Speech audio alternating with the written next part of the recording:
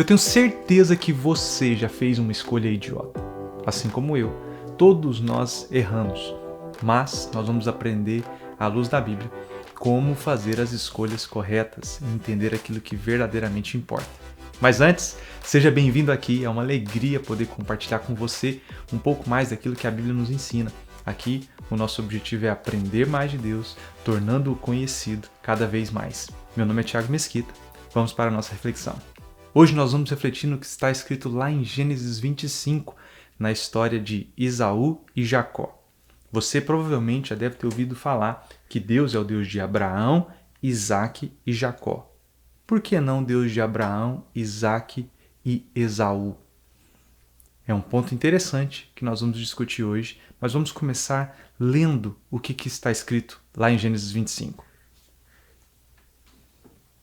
A partir do versículo 29 diz assim: Certa vez, quando Jacó preparava um ensopado, Esaú chegou faminto, voltando do campo, e pediu-lhe: Por favor, deixe-me comer desse ensopado vermelho aí. Estou faminto. Por isso, Esaú foi chamado Edom. Jacó respondeu: Venda-me primeiro o seu direito de primogenitura. Esaú disse: Estou a ponto de morrer. De que me vale esse direito? Jacó, porém, insistiu: Jure-me primeiro. Ele lhe fez um juramento, vendendo o seu direito de primogenitura a Jacó. Então, Jacó serviu a Esaú pão com ensopado de lentilhas.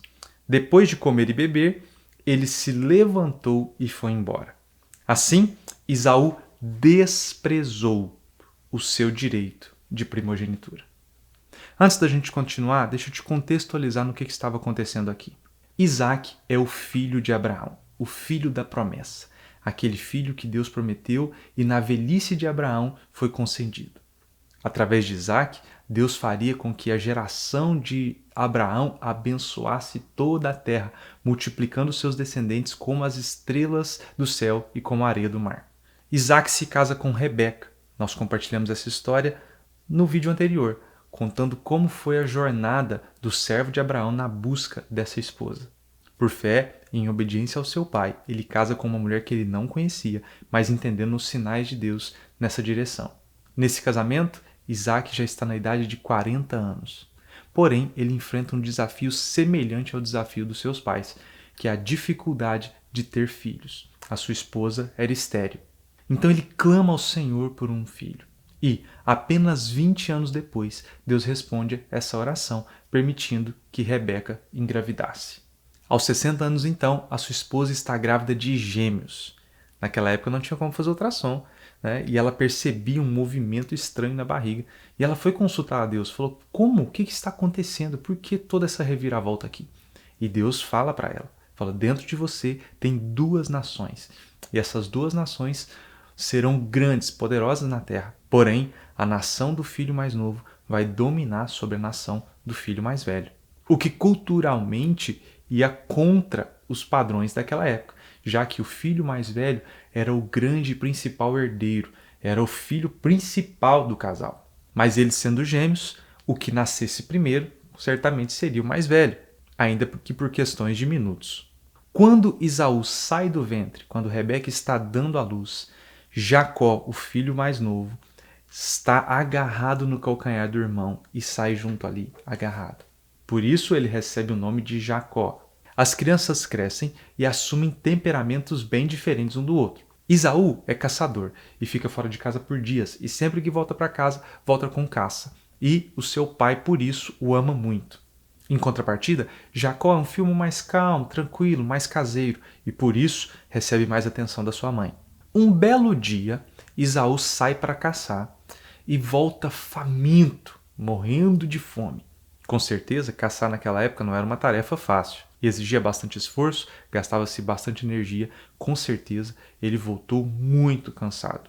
Então, assim que ele chega em casa, ele encontra o seu irmão preparando comida. Um prato de um ensopado com lentilhas. E é aqui que está o segredo que nós queremos entender, que a Bíblia nos ensina sobre como não tomar decisões idiotas. Como nós já lemos aqui, você percebeu que Jacó propõe ao irmão trocar um prato de comida pelo direito de primogenitura. O que significa isso? Como eu já disse, o filho primogênito era aquele que herdava a maior parte da herança e dominava sobre os seus irmãos. Ele era o administrador da família. Por mais que tivesse a mesma idade, os dois são gêmeos, o que nasceu primeiro tinha esses direitos. Mas Jacó quer esse direito. Ele entende o valor e a importância desse direito. E ele faz uma proposta para o irmão. Eu te dou comida sim, mas você vai me vender em troca o direito da primogenitura. Tudo aquilo que é de direito natural e espiritual, como as bênçãos do nosso Pai, vai ser meu nesse direito. Era essa a informação embutida nessa mensagem. Mas preste atenção pela resposta de Esaú diante de uma proposta dessa. Olha só, versículo 31 de Gênesis 25. Jacó respondeu: venda-me primeiro o seu direito de primogenitura. Esaú disse: estou a ponto de morrer. De que me vale esse direito? Jacó, porém, insistiu: jure-me primeiro. Ele fez um juramento, vendendo o seu direito de primogenitura a Jacó. Primeira coisa que a gente percebe aqui: certamente Esaú não morreria de fome naquele momento. Não estou dizendo que ele não estava faminto. Pelo contrário, a palavra de Deus afirma isso. Ele estava faminto. Mas certamente não seria a ponto de morrer. Ainda mais que ele já tinha chegado em casa. Porém, diante dessa proposta, ele fala assim: o que me vale esse direito se eu estou a ponto de morrer? E eu quero ressaltar com você aqui: quando a gente quer muito algo, quando a gente foca os olhos naquilo, a gente perde a percepção do contexto que está à nossa volta. Os nossos julgamentos ficam imprecisos. Nós exageramos e colocamos força demais, atenção demais, importância demais naquilo que nós queremos. E isso é um perigo, porque é daí que vêm as escolhas idiotas. Para ficar mais claro o que eu estou querendo dizer aqui, esse é o momento que você passa o cartão numa compra que você não devia fazer naquela hora, que você devia esperar, aguardar, quem sabe, ter o dinheiro para comprar à vista, se programar melhor financeiramente, não cair num impulso de uma chamada de venda, de uma propaganda. Esse é o momento que maridos traem esposas e esposas traem maridos, quando por sua vez estão se sentindo carentes, de repente não entendendo que estão tendo a atenção que merecem, e aí percebem alguém fora desse relacionamento oferecendo aquilo que eles tanto querem: atenção, carinho, amor e outras coisas. Esse é o momento em que, numa discussão mais calorosa, ali num assunto mais delicado, as pessoas soltam frases, palavras que não tem como voltar mais atrás, que são reflexos, impulsos de alguém que disse coisas sem pensar. Esse é o momento onde você abre mão de coisas que às vezes você batalhou tanto, por tanto tempo para conseguir, e quase chegando lá, você desiste. O famoso nadou, nadou e morreu na praia. Já dizem os ditados populares: cavalo arreado não passa duas vezes, não é? Um raio não cai duas vezes em mesmo lugar, e tantos outros ditados. Não estou aqui para afirmar os ditados. Estou aqui para te lembrar que, às vezes, a gente toma decisões idiotas que certamente nos trará enormes consequências. Mas por que Esaú fez isso? O versículo seguinte nos conta por que ele fez isso. Por mais que seja duro, difícil de entender, olha só o que Esaú pensava. Versículo 34 diz assim: então Jacó serviu a Esaú pão com ensopado de lentilhas. Depois de comer e beber, ele se levantou e foi embora. Assim, presta atenção nisso, muita atenção. Assim, Esaú desprezou o seu direito de primogenitura. Ele desprezou aquilo que mais importava naquele momento. Eu lembro que muitos anos atrás, na minha infância, quem sabe na minha adolescência, quando eu escutei essa história, eu fiquei muito revoltado com Jacó. Falei, que irmão safado, enganador, que cilada. Mas quando a gente analisa bem esse texto, nós também não podemos deixar de considerar a postura de Esaú. Que irmão irresponsável, insensato. tolo desprezar algo tão importante, mas que ele não tinha percebido valor.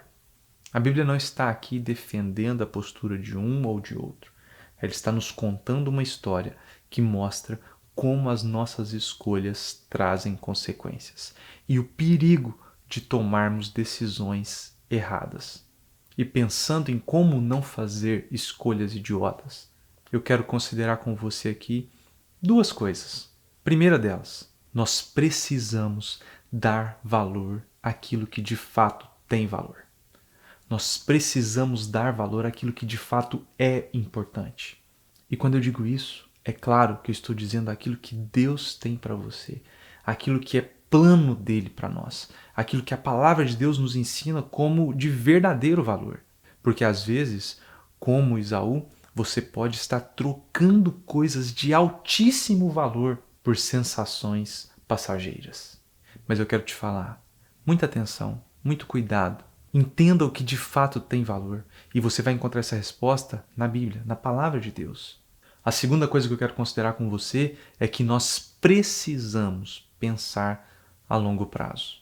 Mas atenção que pensar a longo prazo não diz respeito a andar ansioso quanto ao dia de amanhã. Porque Jesus mesmo disse, por que você está ansioso quanto ao dia de amanhã, quanto ao que comer, beber, se Deus alimenta os pássaros e cuida de tudo? Você, com toda a sua preocupação, não consegue nem mesmo acrescentar um dia na sua vida. Bom, então por que pensar em longo prazo? Na verdade, o pensamento em longo prazo nos mantém firme no propósito, nos ajuda a viver o processo com paciência e perseverança. Pensar em longo prazo não diz respeito apenas a pensar em longo prazo para aquilo que você quer conquistar aqui, mas pensar em longo prazo naquilo que diz respeito à nossa pátria celestial, aquilo que Deus tem para nós.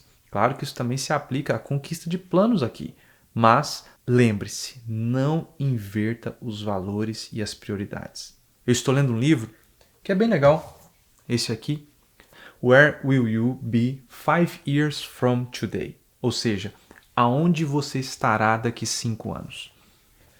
Esse livro, claro, não é um livro de princípios bíblicos no sentido de que não é um livro cristão, mas também não é um livro que contradiz esses princípios. É um livro que tem fundamentos que se associam àquilo que nós cremos. E, claro, toda leitura a gente tem que ler com o filtro da palavra de Deus, com o filtro do Espírito Santo, sabendo discernir o que aproveitar e o que não aproveitar. E esse livro tem muita coisa de se aproveitar. Um deles é, se você não acreditar em você e você não fazer planos, você não vai conquistar nada. Não adianta você olhar para o futuro e falar, queria tanto, e não tomar atitudes hoje. Isso é óbvio, mas às vezes a gente não faz o óbvio. Se você quer comprar algo, por exemplo, vamos dar um exemplo aqui de alguém que quer comprar um carro. É muito mais fácil você ir à concessionária hoje e fazer um financiamento, dividindo esse carro em 7 anos, 6 anos, sei lá quanto, por parcelas enormes e no final das contas pagar 3, 4 carros, dependendo dos juros que você vai ter. Você já sai com o carro e já sai usufruindo na hora. É uma realização de um sonho. Como é mais fácil? Porém, no dia a dia, isso se torna muito mais difícil, porque às vezes honrar essas prestações pode ser penoso, ainda mais quando os juros são altos e não se fez um planejamento, uma estratégia financeira para isso. Porém, se a gente faz planos, organiza, pensa bem, encaixa e tem paciência de viver o processo e acumula o valor certo e espera a taxa correta ou às vezes até mesmo compra à vista, você alcança sonhos muito mais rápidos e sonhos muito maiores, porque houve planejamento. A Bíblia nos ensina isso. Jesus mesmo disse que se alguém vai construir uma torre, precisa fazer as contas e saber que consegue terminá-la, senão vai passar vergonha. E o que nós temos aqui é justamente isso. Jacó tem visão do futuro. Jacó sabe aonde ele quer chegar. Jacó sabe o que ele quer. Ele quer ser o primogênito. Ele quer ter o direito de receber aquelas bênçãos que o filho primogênito naquela ocasião recebia. E ele traça um plano. Ele é estratégico e ele faz isso acontecer. Tanto é que hoje, como você sabe, Deus é o Deus de Abraão, Isaque e Jacó. Apesar de que ele também era o Deus de Esaú, não é assim que nós o conhecemos. E a história de Jacó é muito mais relevante do que a história de Esaú, por conta das escolhas que ele fez. Jacó errou? Claro, ele também cometeu muitos erros. Mas apesar disso, o ponto é, ele sabia dar valor ao que tinha valor. A maioria dos pecados que nós cometemos, que nos prejudica, que atrapalha a nossa vida, estão relacionados a atalhos, a ansiedade, a querer algo antes da hora, a não saber esperar. Isso traz muitos problemas para nós. E é isso que a Bíblia está nos ensinando aqui também. Ter paciência para resistir à tentação, para resistir o dia mal, para ser perseverante, para procurar estratégias certas para corrigir aquilo que não está bom. Seu casamento está em crise, está difícil, é muito mais fácil largar ou, quem sabe, mais fácil ainda, trocar ou dar uma escapulida para relaxar. Apesar disso, isso é um caminho terrível que traz grandes consequências. O caminho da restauração, da cura, de encontrar ajuda, de consertar o que precisa ser consertado, é mais difícil, leva tempo, exige perseverança e nos coloca debaixo de um processo. Porém, os frutos disso, assim como os frutos que Jacó experimentou por entender aquilo que era a importância da bênção que ele recebeu, são frutos permanentes. O que está te guiando? O que está influenciando nas suas decisões? Todo mundo sabe que a pior coisa que a gente pode fazer é ir no supermercado de barriga vazia, com muita fome. Sabe quando você vai no supermercado com fome? Assim como Esaú estava morrendo de fome, a compra fica o dobro do preço, porque tudo que você vê, você quer. Você vê, você pega, isso aqui eu tô com vontade de comer, isso aqui, que delícia. Você começa a imaginar o sabor daquilo e a rapidez de ter aquilo e como aquilo já pode resolver a sua fome e você vai pondo, enchendo o carrinho. Se você quer ser sensato, você vai ao supermercado de barriga cheia, saciado. Por quê? Para que os seus impulsos, os seus desejos não falem mais alto e não te façam tomar decisões idiotas. Isso é prático na nossa vida. Então o conselho que eu te dou é, quando você tiver que tomar decisões, antes de qualquer decisão, claro, primeiramente, consulte a Deus. Pergunte a Ele o que Ele tem para você, o que Ele quer para você, o que Ele planejou para você. Sabe por quê? Porque o plano dele é muito superior a qualquer plano que você possa estabelecer. A vontade dele é muito mais alta, é muito melhor. Ele não só sabe o que é melhor para nós, como ele planejou o melhor para nós. Consulte a Deus, pergunte, Pai, o que o Senhor tem para mim? O que o Senhor quer fazer comigo e através de mim? Eis-me aqui. Essa é a nossa oração. Eis-me aqui. Saiba que para fazer essas decisões, caminhar segundo esse propósito, você vai ter que abrir mão de muitas coisas. Você vai ter que abrir mão dos seus impulsos. Você vai ter que abrir mão daquilo que sacia sua fome imediatamente. Você muitas vezes vai ter que abrir mão dos atalhos, do famoso jeitinho brasileiro, mas na certeza de que você está plantando algo eterno, algo sólido que vai trazer frutos, que é a colheita que você espera. É por isso que para um casal de namorados vale a pena esperar o casamento. É para isso que para você que está casado e às vezes enfrentando crise, vale a pena permanecer firme na sua aliança, claro que procurando ajuda e tomando as atitudes necessárias. É por isso que jovens, adolescentes que estão em fase de tomar decisão de carreira, ou você que às vezes quer mudar de profissão, precisamos alinhar aquilo que de fato é importante. Comece meditando nisso. O que é importante para você? O que é prioridade na sua vida? Aonde que o plano de Deus converge com aquilo que são os seus desejos e faz você avançar? Desejos, claro, que vêm de Deus, porque nós temos que tomar cuidado, nosso coração é enganoso. E nem tudo que passa na nossa mente, nem tudo que nós desejamos vem de Deus. Por isso, nós precisamos nos alinhar, parar, ter paciência e pedir direção ao nosso Pai. Ele é fiel e justo para te responder, te direcionar e te fortalecer nesse caminho. Esaú não quis esperar o processo. Ele cortou volta, ele queimou a largada. Mas o pior, ele não deu valor. E agora eu te pergunto, você tem dado valor àquilo que Deus colocou nas suas mãos? Aquilo que são as promessas de Deus para você? Aquilo que a palavra de Deus diz que você tem direito em Cristo? Ou será que você também tem desprezado, assim como Esaú fez?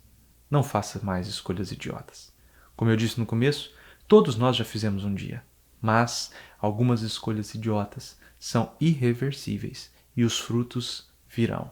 Não estou dizendo que Deus não pode ajustar essa história e converter a maldição em bênção, fazer com que de alguma forma o caminho seja de vida. Porém, algumas escolhas tristes não têm mais retorno. Casamentos desfeitos às vezes não são mais refeitos, porque a história já continuou. Como eu disse, palavras ditas não voltam mais atrás e às vezes isso cria feridas que são marcas desastrosas. É claro que nós cremos no perdão, cremos em restauração, mas as consequências estão lá. Não pense você, por exemplo, que cometendo um crime, o fato de pedir perdão e alcançar o perdão te isenta da consequência desse crime. Se alguém mata outra pessoa, ela vai responder por isso. E a consequência disso é a prisão.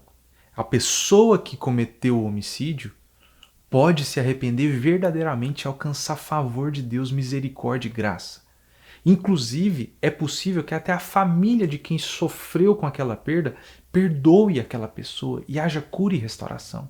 Porém, com certeza, a pena daquele crime será cumprida. Existe uma consequência. Isso é o que a Bíblia nos ensina como lei da semeadura e da colheita. Eu ouso até dizer que nós não colhemos tudo aquilo que nós plantamos por graça e misericórdia de Deus. E nós até colhemos coisas que não plantamos por misericórdia. Inclusive pela relação de Deus com os nossos familiares. Por exemplo, Isaac colheu o que Abraão plantou. Eu colho o que meus pais plantaram. E meus filhos vão colher coisas que eu plantei com a minha esposa. Porém, ainda assim, como foi no caso de Esaú, existe o momento da escolha que nós podemos ou não desprezar aquilo que está à nossa disposição. Coloque-se diante de Deus. Apresente os seus planos a Ele. Alinhe o seu coração com a vontade do Pai. Pergunte a Ele o que Ele tem para você. Viva o melhor de Deus. Claro que vai ter desafios nessa jornada. É claro que o melhor de Deus não é necessariamente aquilo que nós idealizamos como o melhor para nós mesmos, mas a certeza de que é melhor. Porque o melhor lugar para a gente estar é no centro da vontade do nosso Pai, cumprindo o chamado daqueles que por misericórdia, graça e amor nos convocou para essa obra mais excelente. Como Cristo diz, minha comida e minha bebida é fazer a vontade do meu Pai que me enviou. E Paulo depois nos ensina que nossa alegria está em cumprir essa vontade. Queremos completar a carreira, correr essa corrida até o final, guardar a fé e viver tudo aquilo que Deus tem para nós. Eu sei que Deus tem grandes coisas para você. Ele quer te levar muito além. Ele te deu dons, talentos, capacidade e você foi chamado para ser uma bênção por onde você passar. Eu rejeito toda palavra de maldição lançada contra você. Tudo aquilo que de alguma forma te faz pensar que você é menos do que aquilo que Deus te projetou para ser. Você tudo pode naquele que te fortalece. Claro, pode passar necessidades, mas estar bem com isso, entendendo o verdadeiro valor da vida. E também pode ter abundância e multiplicar todo o recurso dispensado sobre você para que isso abençoe outros também. Você pode fazer tantas coisas por meio da graça, o favor de Deus derramado sobre você. Você pode muito mais do que você mesmo imagina que pode, porque a nossa capacidade vem do Senhor e o que nós queremos é dizer sim para Ele e viver com intensidade cada dia. Deus escreveu uma linda história, uma história de amor, onde eu estou lá e você também. Uma história onde Cristo nos resgata para Ele, nos tornando filhos desse Deus maravilhoso. Não despreze a herança do seu Pai. Não despreze o dom e talento que Ele colocou em você. Seja sábio e faça boas escolhas. E agora, eu quero te convidar a fazer mais uma escolha. A escolha de enviar esse vídeo para outras pessoas. Faça um comentário aqui para que você nos ajude a espalhar essa mensagem. Curta, não deixe de curtir, porque você já sabe que curtindo, comentando e enviando para outras pessoas, você diz ao YouTube que esse conteúdo é interessante e que ele pode ajudar outros. De certa forma, o algoritmo entende isso e espalha mais essa mensagem. Não retenha, mas pelo contrário, seja um agente levando boas novas a quem precisa. Obrigado por ter ficado comigo até o fim. Espero que essa palavra encontre um lugar especial no seu coração e te ajude a fazer planos inspirados na vontade de Deus para você. Deus te abençoe.